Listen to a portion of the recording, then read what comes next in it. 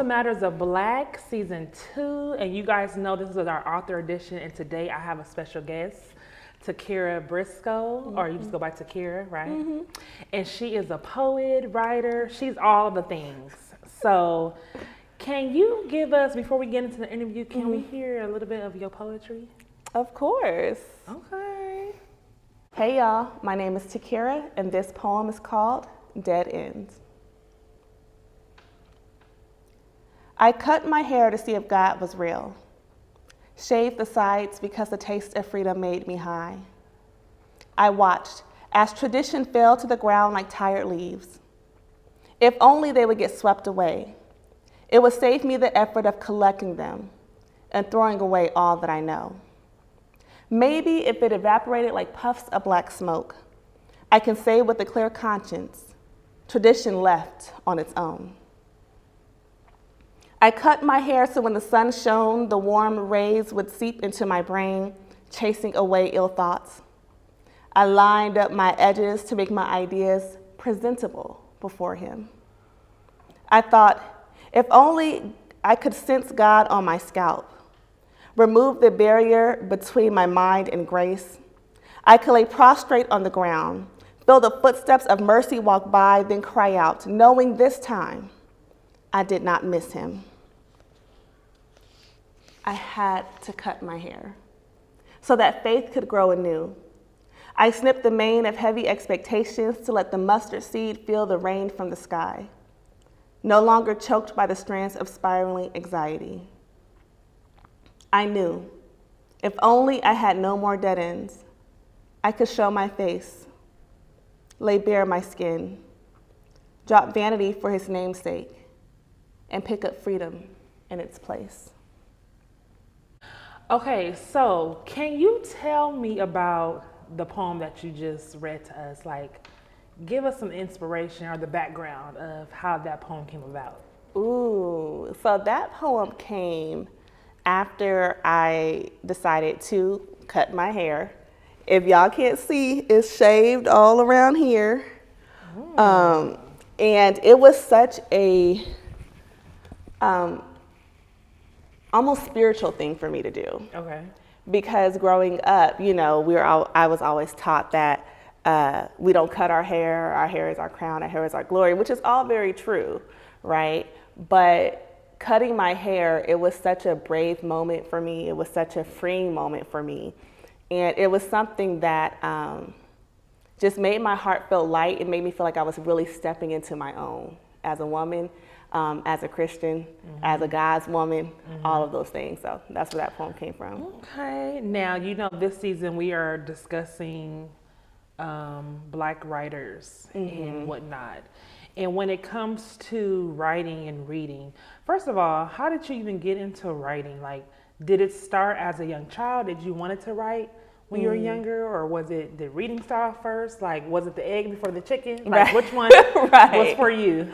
I will say my mom always tells the story of me being a little girl and having books upside down in my lap and me crying because I didn't know how to read yet, because I wanted to read so bad. So I would say that always kind of came first, is the reading. And naturally, I feel like they go hand in hand. Most readers are writers, and most writers read. Because you know, it's kind of the same thing. So I would definitely say reading came first, and then at a very young age, I got into writing and writing poetry. So poetry, I say, has always been my first love. That was the first thing I would start writing as a kid. Okay, now let's get into when it comes to being a Black author. Can you see the change or transition from when you were young and having, I would say, or not celebrity crushes, but like writer crushes? From I'm sure you had your favorite authors growing up.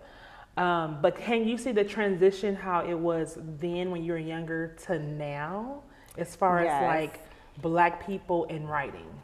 I would say that originally when I was younger, we didn't have Kindles, right? We didn't have the things that we have now. So when I would go and get books, it was mostly from like the grocery store or like a Walgreens. On the rare occasions I went to the library, and they were always like 90% white. You know what I'm saying? White authors. And I still love those books. I mostly saw Black people doing spoken word poetry. So that's what I associated with the culture, associated with Black people is spoken word. I associated white people more of those like romance, sappy fiction novels. And that was just my kid, like junior high, you know what I'm saying, brain. I would say as I got older though, and then we have the privilege to be exposed to so much more. And not only that, I think that exposure too, and also self-publishing, those things has helped Black writers who originally had a really hard time getting published by the major publishing houses. And so the Kindles, the self-publishing, all those things have helped Black writers get on the forefront. And they can produce those great novels and great fictions and self-help books and all of those things that I don't think I was really exposed to as a kid, but that I expose my kids to now, like I would have loved back in the day. Now, you have a poetry book coming out. Can we expect the time when it's going to be hitting? Are you going to bless us? Like, when can we get, you know, the ballpark of when we can start seeing your book out there? We are shooting for spring, so I am literally on the final stages of adding the last 2 or 3 poems to the book. But I just talked to my publisher. We are definitely shooting for spring. I would even dare say March, April. Okay. So that's what we're going for. So let's look forward to y'all. So thank you so much, Takira. Before we end this episode, share your social media platforms with us so we can make sure that we stay tuned with any upcoming events that you have for your book, poetry, whatever you got going on. We want to know the tea, honey. Yes, the tea. Well, on Instagram, I am Naturally Kira, like your hair is naturally Kira. Same thing on TikTok.